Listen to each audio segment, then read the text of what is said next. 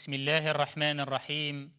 أحمدك ربي حمدا كثيرا طيبا مباركا فيه، وأصلي وأسلم على سيدنا محمد وعلى آله وصحبه، ثم أما بعد. أحبة الإيمان، يقول نبي الهدى عليه الصلاة والسلام: اتق الله حيثما كنت، وأتبع السيئة الحسنة تمحها، وخالق الناس بخلق حسن.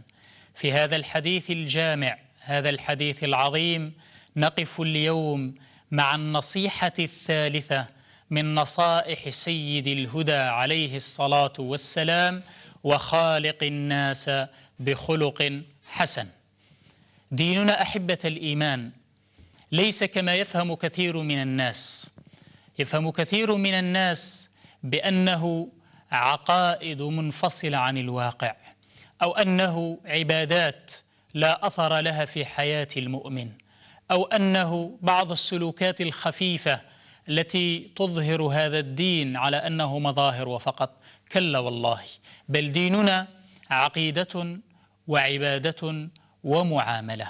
ديننا عقيدة وعبادة ومعاملة، بل ديننا أخلاق حسنة وأخلاق فاضلة، وهو دعوة إلى مكارم الأخلاق، كما قال عليه الصلاة والسلام: إنما بعثت لأتمم مكارم الأخلاق.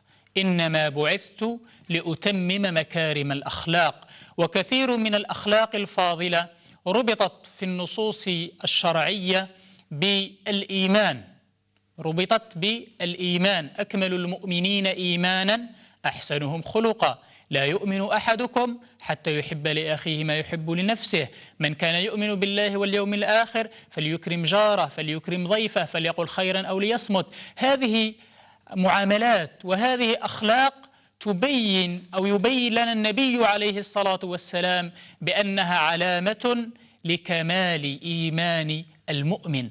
عباداتنا التي نتعبد بها الله سبحانه وتعالى إنما هي كذلك دعوة إلى الأخلاق. أعظم ركن في الإسلام الصلاة، يقول فيها الله سبحانه وتعالى: إن الصلاة تنهى عن الفحشاء والمنكر.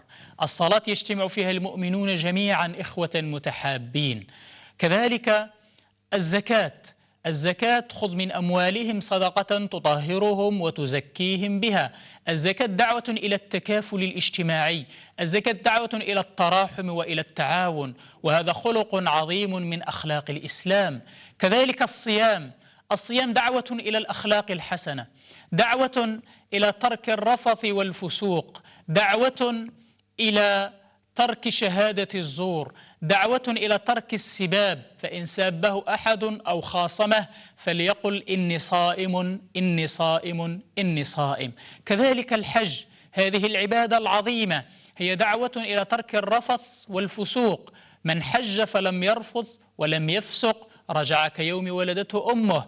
الحج دعوة إلى الوحدة ومظهر عظيم من مظاهر الوحدة العقائدية بين المسلمين جميعا. فلذلك أحبة الإيمان، لا نتصور أبدا بأن ديننا، بأن عقيدتنا، بأن عباداتنا هي بمعزل عن الأخلاق، بمعزل عن الواقع. حتى علمنا الذي نتعلمه، حتى العلوم التي نتعلمها إنما هي مرتبطة بالأخلاق، إنما هي تدعوك إلى عبادة الله، تدعوك إلى خشية الله، تدعوك إلى الأخلاق الفاضلة. لا تحسبن العلم ينفع وحده ما لم يتوج ربه بخلاق، والعلم إن لم تكتنفه شمائل تعليه كان مطية الإخفاق.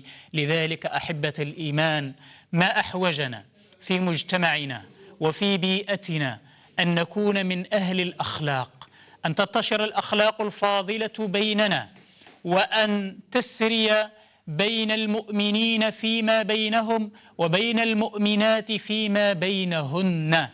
إن العبد كما قال عليه الصلاة والسلام: إن العبد ليدرك بحسن خلقه درجة الصائم القائم، بل بين فضل هذه الأخلاق فقال: يوم القيامة، يوم نلاقي الله سبحانه وتعالى، يوم توضع الموازين، قال عليه الصلاة والسلام: ما من شيء أثقل في ميزان المؤمن يوم القيامة من حسن الخلق. من حسن الخلق هو الذي تجده عند الله عز وجل أحبة الإيمان.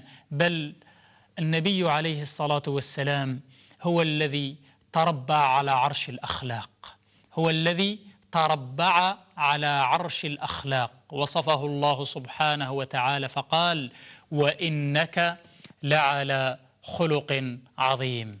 هذه الآية الصغيرة في حجمها، الكبيرة في معناها، التي وردت فيها كثير من أساليب التأكيد لتبين عظمة وفضل خلق رسول الله صلى الله عليه وسلم، الذي نتعلم من سيرته الندية وسيرته العطرة جميع الأخلاق الفاضلة التي حازها رسول الله عليه الصلاة والسلام. فما علينا أحبة الإيمان إلا أن نحيي المعاملة فيما بيننا، إلا أن نحيي الأخلاق الفاضلة والأخلاق الحسنة التي نحن أحوج ما نكون إليها. لماذا؟ لأن صلاح أمرك بالأخلاق مرجعه، فقوم النفس بالأخلاق تستقمي، فقوم النفس بالأخلاق تستقمي. سعادتنا تكون بأخلاقنا، أثرنا في هذه الحياة يكون بأخلاقنا، تمثيلنا لديننا يكون بأخلاقنا. نسأل الله عز وجل أن يرزقنا الأخلاق الفاضلة وأن يرزقنا الأخلاق الحسنة. سبحان ربك رب العزة عما يصفون، وسلام على المرسلين، والحمد لله رب العالمين.